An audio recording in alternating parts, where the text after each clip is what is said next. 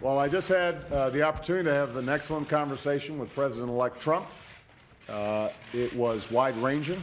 We talked about some of the organizational issues in setting up a White House. We talked about foreign policy. We talked about domestic policy. And as I said last night, my number one priority in the coming 2 months is to try to facilitate a transition that ensures our president-elect is successful. That was a look at a meeting between then President Obama and then President-elect Trump 4 years ago this week. American presidents meeting with their successors in a show of unity has been a tradition in this country. As we've mentioned, it does not look like that kind of meeting will happen this year. In an op-ed in the Washington Post, 2 former White House chiefs of staff warn of the, quote, serious costs of a delayed transition. John Podesta and Andy Card write that, quote, a delayed transition and the absence of cooperation between the outgoing and incoming administrations could hinder economic recovery, slow the distribution of a vaccine, and, God forbid, put American lives at risk. Podesta worked in the Clinton administration, and Andy Card was the former White House chief of staff to President George W. Bush, and he joins me now. Mr. Card, it is good to see you again. What made you decide to write this piece? Well, first of all, thank you very much for having me on. And it was I was proud to be partnered with John Podesta in this op-ed piece. John Podesta and I worked together when he was the outgoing chief of staff to President Clinton, and I was the presumed incoming chief of staff to George W. Bush. And you remember in 2000, that was an election that was decided by the Supreme Court. But it took a long time, and the GSA did not ascertain that George W. Bush could have a transition in yet. So we had a transition that was slow. Vice President Cheney was actually in charge of the transition team, and he was not able to organize with the support of the government. They did provide us with intelligence briefings, so George W. Bush was able to get intelligence briefings and be prepared. We learned a valuable lesson. Obviously, the year 2001, after George Bush became president, included September 11th, 2001, and the attacks on the World Trade Center, the Pentagon, and that plane that crashed in Shanksville, Pennsylvania. The 9/11 Commission, when they reviewed everything that had happened up until that attack and what contributed to it, they actually cited that the transition should have been allowed to have more time and more information shared with the incoming president so that he could be prepared. I remember that there were a number of instances where we were had to deal with unforeseen occurrences as former chief of staff. I'm going to say Mac McLarty, a good friend of mine, for Bill Clinton. An unforeseen occurrence was for George W. Bush in a situation where a plane, an EP-3 plane, was forced down by the Chinese on Hainan Island not too long after he was inaugurated as president. That helps to describe the challenges of being a new president without being fully briefed. It's critically important, and John Podesta and I agreed, that the government get ready for a transition to make sure the next president is fully prepared to take the baton and deal with the challenges. We have an additional challenge this year of the pandemic, and it's unconscionable that President Trump is not allowing a full transition process to go forward, even if Donald Trump is successful with his effort to call for recounts and legal challenges.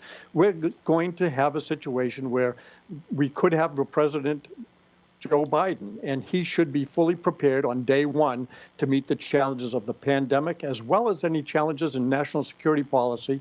And there are lots of challenges around the world going on today. We've got Chinese unrest complicating life in Taiwan and Hong Kong.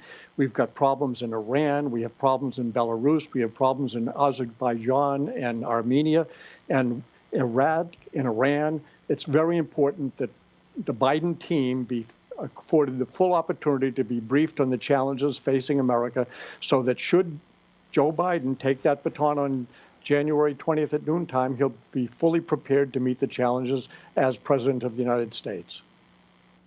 What do you think the message that's being received by, say, for instance, China? You just mentioned Hong Kong, Taiwan.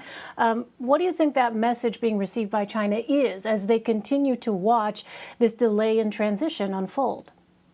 Well, it's unfortunate that they're seeing a democracy that is having a hard time transitioning. And the mark of a great democracy is its ability to transfer power from one president to another president, even if they were mortal enemies, So our country has had a great reputation as being the shining example on the hill of what democracy can be and should be. Unfortunately, we're tarnishing that image right now by not having a cooperative effort at allowing someone to be prepared to be transferred into the greatest office in the land.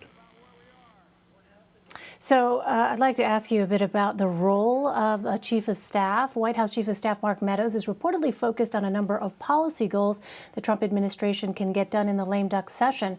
How does the Chief of Staff's role traditionally change during a transition? Well, the role of the Chief of Staff is to support the president, and the emphasis is on the staff, not the chief. But Mark Meadows is doing an excellent job, and he does have the responsibility to help the president do what the president wants to do. I think it's also imperative for Mark Meadows to make sure that he recognizes the responsibility of the executive branch of government and the White House in particular to help the next president of the United States, if it's not Donald Trump, to be ready to meet responsibilities on day one. And that includes getting ready to staff the White House. And everyone who comes into the White House is a different kind of federal employee than going into a department or an agency, because they are hired directly by the White House. They don't have to go through Senate confirmation, but they do have to have security clearances and meet the responsibilities of ethics challenges. So it's best to be able to staff the White House well before you have to take command on noontime on January 20th. So the White House empties out on the morning of the transition when the president is ready to take the oath of office, and it's filled up with a new staff by the time the president takes his oath of office. And that's an enormous task. Mark Meadows should be helping the new Chief of Staff get ready to staff that White House, and he should be doing it even if he's not quite sure that the new president would be Joe Biden. It could be Donald Trump. I happen to think it's very highly likely that Joe Biden will be the president-elect in honesty. I think that he is in practicality right now, and we should get ready to allow him to get the White House staff up and running so that they can meet the obligations of a president of the United States at noontime on January 20th. Andy, you said a moment ago you thought that Mark Meadows was doing a great job. Are there specific examples you're thinking of?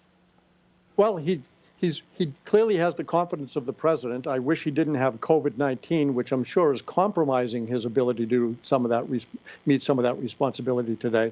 But look, it's important if the Chief of Staff have the confidence of the president. They serve at the pleasure of the president, but their job is not to please the president. They just have to help the president do the job. And if they're not pleasing the president, accept the consequence and move on. But your job is not to please the president. It's to help the president do the job, even when you have to tell the president something he doesn't want to hear.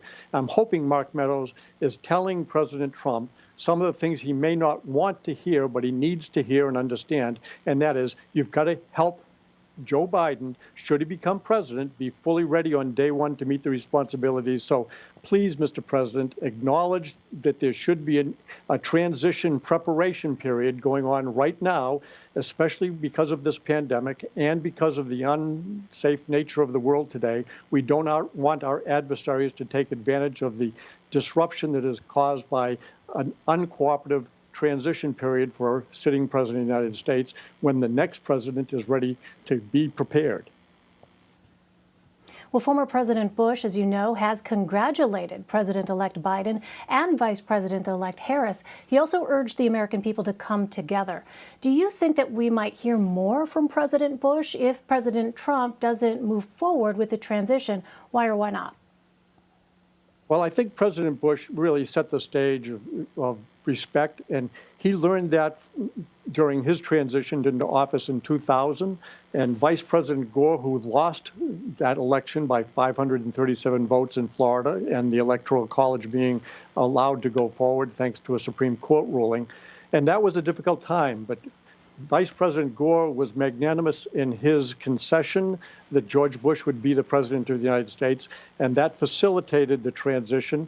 I remember working very closely with John Podesta, and I want to compliment my successor, Josh Bolten, who did a tremendous job of helping to manage the transition from George W. Bush to Barack Obama, and that was a very smooth transition. So there's a good way to do it. We've seen it. We've witnessed it. We've been told about the consequences of not doing it well and early enough, and that was in the 9/11 Commission report that was written after the attacks on 9/11 in 2001. So we didn't have the pandemic going on, and I think that further demands that there should be some cooperation between the Trump administration and the Biden team that is looking to get ready to meet responsibilities should President Biden be President Biden, because the Electoral College has been settled. And that I have no problem with President Trump calling for recounts if they're necessary. I have no problem with Georgia recounting because their state laws required it.